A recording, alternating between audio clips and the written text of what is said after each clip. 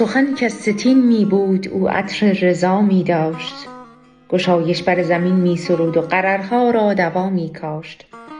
ورم گردن به دار و جان به تن بر اقیانوس نور، شبا دل بخفته ز اشک چشمان این همین بینای کور.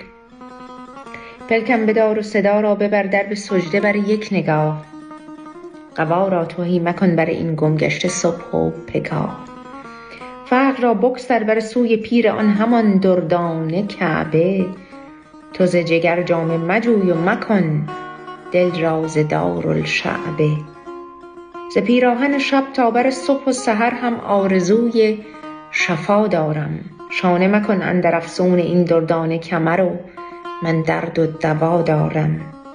مرا ز درد زبان شاهان قمر هم سپس جان نهد پر قبا، ز همان باب الامین هم ز چندان دهد.